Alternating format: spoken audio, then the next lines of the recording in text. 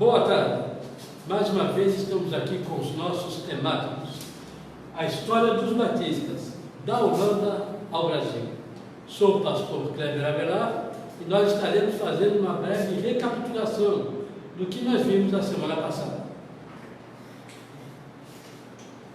Muito bem. Na semana passada nós falamos do pastor Antônio Teixeira de Albuquerque, um ex-padre da região de Santa Bárbara do Oeste, onde lá ele ouviu o Evangelho pregado pelos batistas, aderiu à fé batista e tornou-se pastor. Um pastor que, na história dos batistas no Brasil, vai ser uma pessoa de grande repercussão. Falamos também da PIB de Salvador, a primeira igreja batista para brasileiros, porque nós tivemos duas igrejas batistas antes, mas eram batistas para-americanos, em solo brasileiro. Mas a primeira igreja para brasileiros foi a primeira igreja batista na cidade do Salvador. Vimos também a respeito da primeira igreja batista no Rio de Janeiro, que foi a segunda igreja batista para brasileiros, na capital, em Rio de Janeiro. E a terceira igreja em Maceió. Maceió porque era a terra natal do ex-padre e agora pastor Antônio Teixeira de Albuquerque.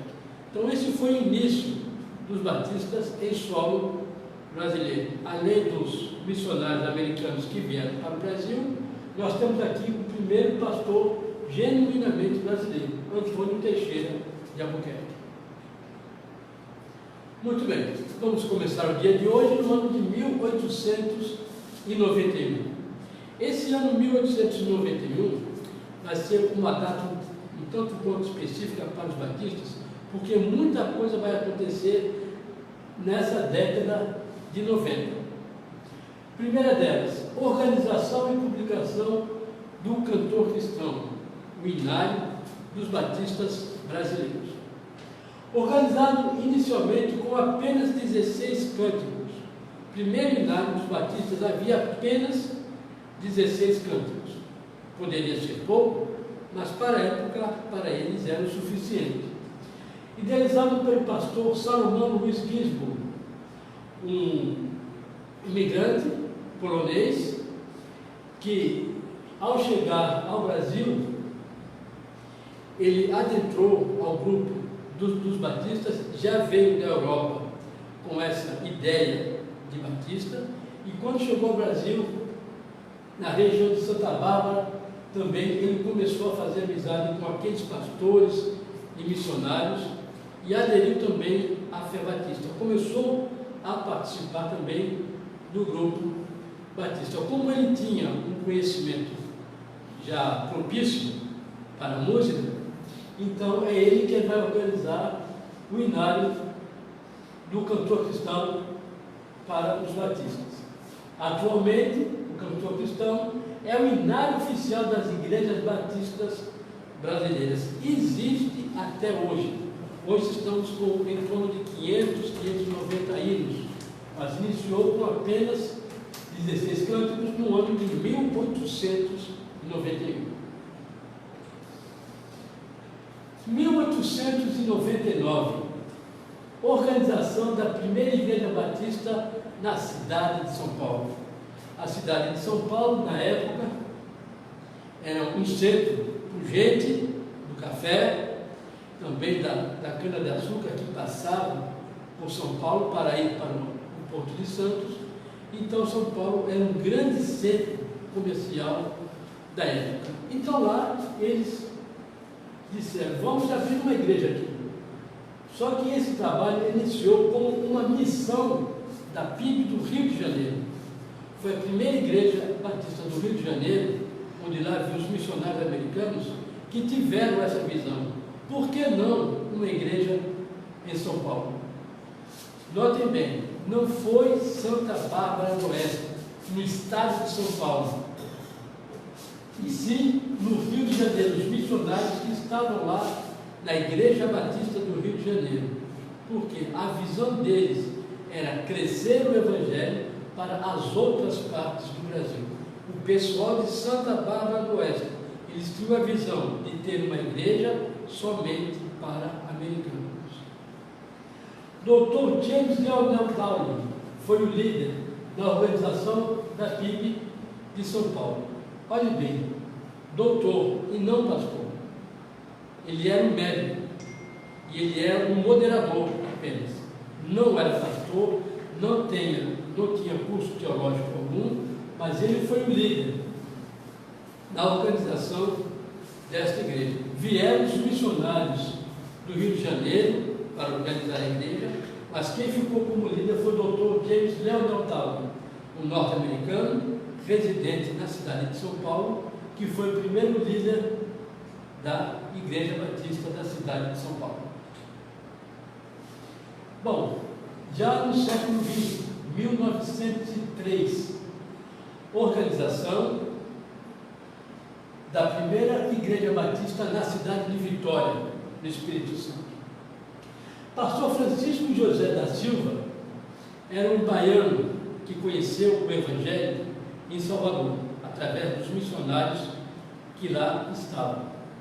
Como ele tinha o ofício de alfaiate, e a cidade de Vitória, na época, estava se desenvolvendo como centro comercial, como cidade portuária, então Francisco José conversou com a sua esposa e disse o seguinte: vamos para Vitória, porque Vitória está crescendo com o porto que está lá, com o comércio, nós podemos fazer também lá um trabalho missionário. Na época ele não era pastor nenhum, certo? Ele era apenas um evangelista.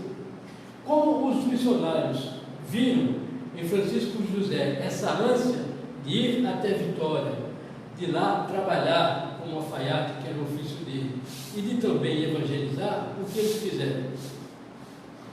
Falaram a Francisco José: então vamos ordenar você pastor, e você vai junto com o missionário Albert Lafayette, para lá vocês estarem em Vitória.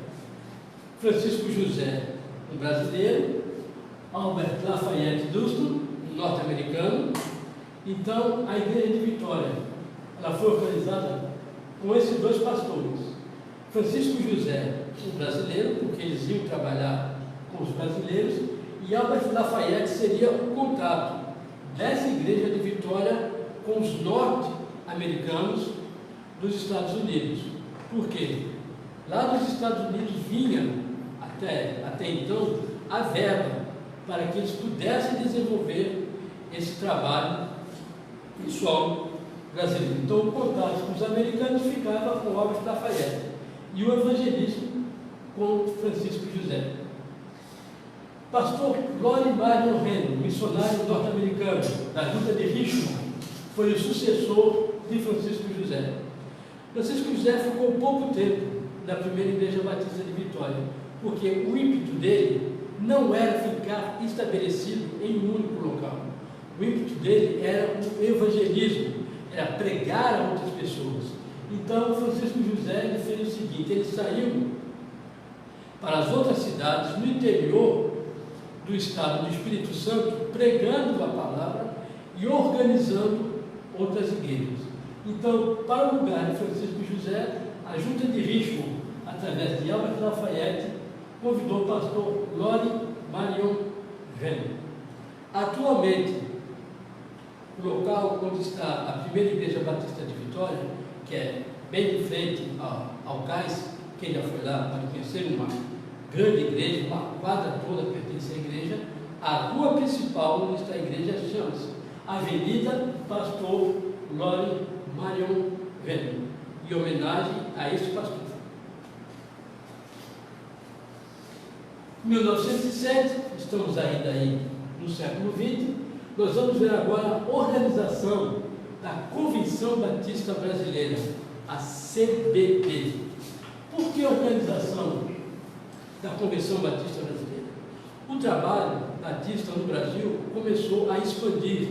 Muitos locais começaram a organizar igrejas batistas. E alguns missionários estavam no Amazonas, no Pará, no sul do país, e naquela época a distância era muito grande, porque nós também não tínhamos os meios de comunicação nos quais nós temos hoje. Então, o contato entre uma igreja e outra era um tanto quanto difícil. Então, Salomão Luiz Gisborne, ele idealizou, certo, essa organização. A Convenção Batista Brasileira foi uma entidade de nível federativo. Então, alcançaria todas as igrejas da Federação Brasileira, certo? Todas as igrejas em território brasileiro. Que englobava as convenções estaduais, ou seja, todas as convenções em cada estado, e as entidades associativas. Essas entidades associativas, na época, eram a Junta de Educação Religiosa, Sociedade de Homens, Sociedade de Mulheres e as demais entidades regionais que existiam na época. 22 de junho de 1907, na cidade de Salvador, foi organizada a Convenção Batista Brasileira. Por que na cidade de Salvador? Porque lá foi organizada a primeira Igreja Batista Brasileira, certo? Não a primeira Igreja Batista em solo brasileiro, esse foi em Santa Bárbara, mas a primeira Igreja Batista para brasileiros foi em Salvador. Então, Salomão Gisborne teve essa ideia: vamos organizar a Convenção Batista Brasileira, certo? Nossa primeira convenção será na cidade do Salvador, em homenagem à primeira Igreja Batista Brasileira. Muito bem. Hoje nós estamos terminando a história das igrejas batistas em solo brasileiro. Terminamos aqui na organização da Convenção Batista Brasileira. Na próxima segunda-feira, eu estarei trazendo aqui alguns nomes, alguns pastores, certo? Que foram pessoas-chave para o crescimento das igrejas batistas em solo brasileiro. Como eu disse anteriormente, estado do Amazonas, no Pará, no Sul, tiveram grandes pessoas, grandes missionários, grandes evangelistas. Então, a semana que vem, nós estaremos terminando essa nossa série da história dos batistas, trazendo a você esses grandes nomes que formaram o que nós temos hoje de conhecimento sobre Igreja Batista Brasileira, Convenção Batista Brasileira e associados. Tenham todos uma ótima tarde na presença do Senhor Jesus.